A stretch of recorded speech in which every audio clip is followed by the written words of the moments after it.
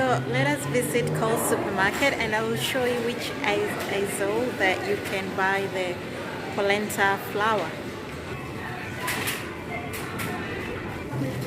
Let us check there. Yes, here it is. Polenta. So you see, this is the one I bought and it's $4 at Coles supermarket. They also have semolina flour, which is $4 for 500 grams. This one is also $4 for 500 grams.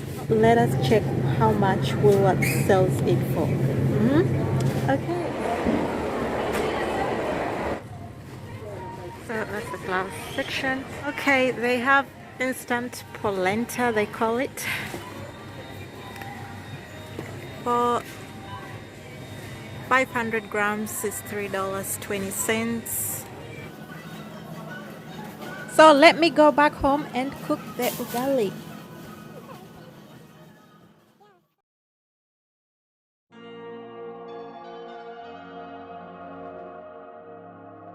So start by putting the water to boil. This is the polenta. It is also known as cornmeal, which is just I think maize meal as well, but they call it corn here. In Africa, we are more used to calling this maize. So add some water, cold water, and then mix it.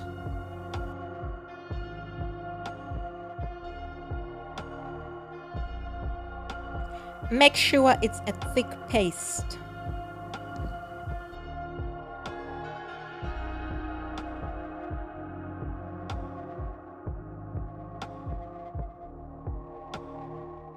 Mix it until you can no longer see water.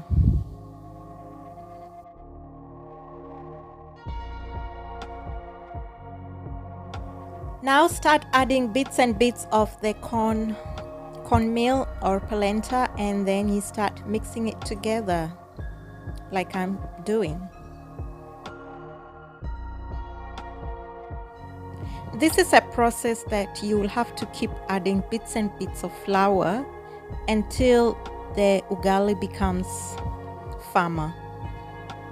You can hold the wooden spoon like this, or like that, and you keep on mixing like that or like that. There's no one definitive way of holding the wooden spoon. As long as your ugali is cooked, that is what matters. You have seen the different ways I have held it. I'm adding bits and bits of flour again, and I keep on kneading it.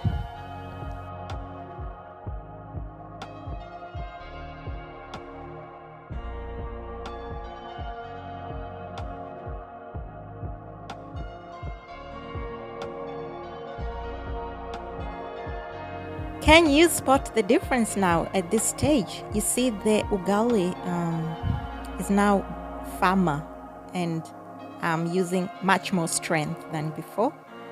You see, it is firmer now. It's becoming much more solid.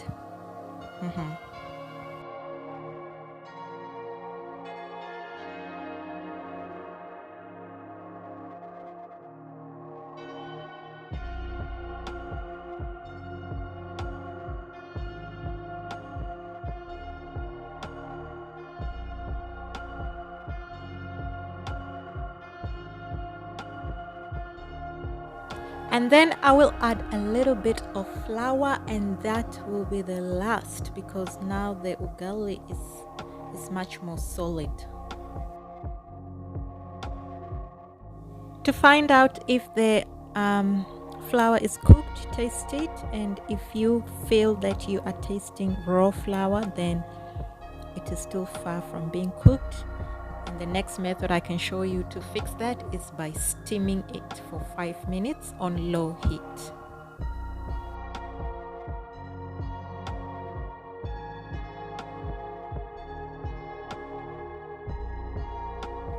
Cover it for 5 minutes on low heat.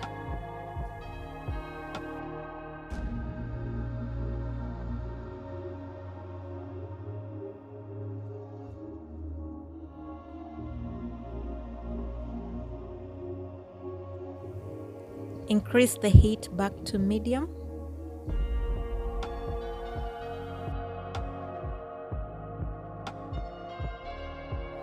Taste the ugali again and see if you can feel any raw flour. I am not in this case and I am satisfied with it, and now I'm going to put it in a small bowl. First of all, I shape it.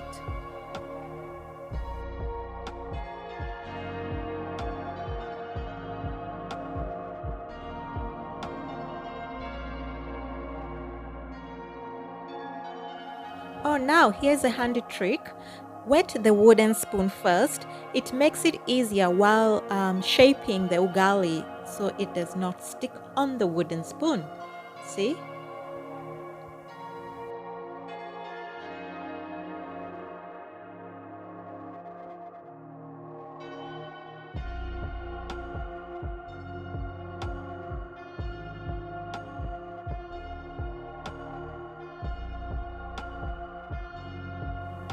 So I hope this fast technique might have been easy for you if you're a beginner. Now method 2. Okay, the water is boiling and now we should be ready to cook the hard texture. This texture is common in East Africa. You don't need to mix it like porridge. You just have to pour it like that. And not so full, because you know it's going to get thicker, so you start stirring. Yeah, so you don't pour water to, you do not pour polenta until water is covered. Make sure a little bit of water is left on top, and then just start stirring quickly. Make sure you cook it for this amount of ugali I'm cooking. It's a small one, so I just need medium heat. Yeah, so you see it's thicker, the water has been absorbed, and now you can start doing the other technique of playing around, adding flour the way you saw in the first technique. So after it has become this thick and the water has been absorbed, then you start adding flour.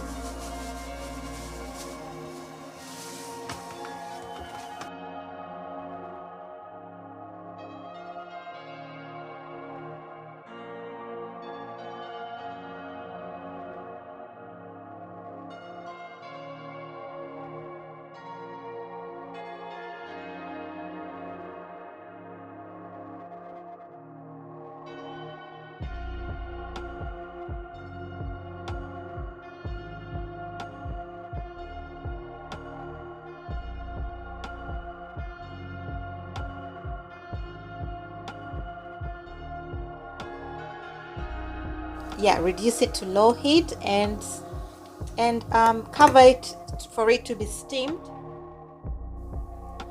Okay, let us see how the ugali is going. See, it has steamed. Look at all the water that has softened it and cooked whatever dry flour I might have missed in there.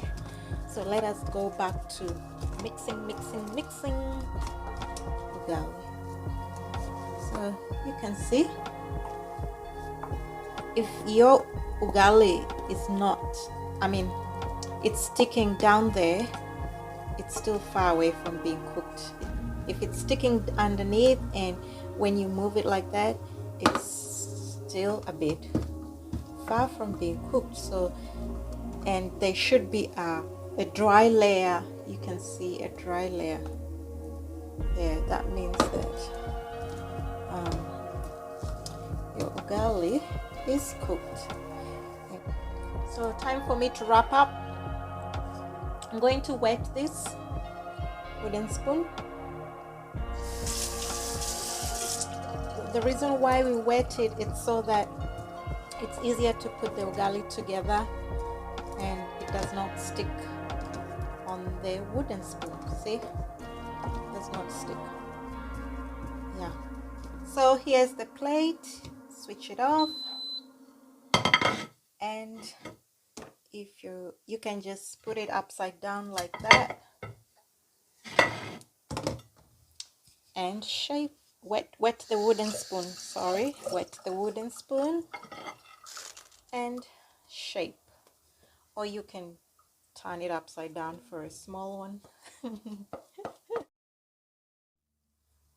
Oh, I forgot one thing. So there's another thing we like doing in Africa. Some people do not do it, but I I like to leave this to dry until it becomes like crackers. So what I do, I put it on very low heat and cover it 3/4 way. But do not forget, otherwise the cooking pot will burn. So please do not do this and you're going to sleep or watch a movie or something. Just be very careful. Yes. So you have to be alert with this thing, and it usually takes about 5 minutes for it to dry on low heat. So let's make some ugali crackers. Okay, I'm back. Now it has been 5 minutes and slightly more. Let us see how it has dried. See? Okay, see, it's dry. It's dried. It's dried like crackers. So I'm going to use a spoon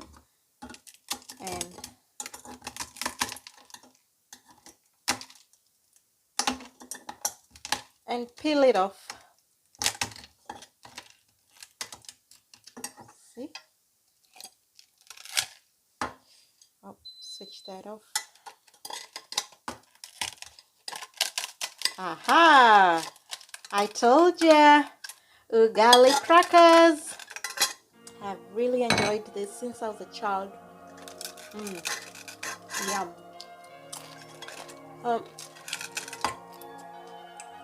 Very healthy. Very healthy. Ugali crackers. I hope you enjoy the ugali crackers. Remember, when you do this, do not go far away from the kitchen. Okay, please watch the other video about how to wash a pot that you have cooked ugali. Goodbye.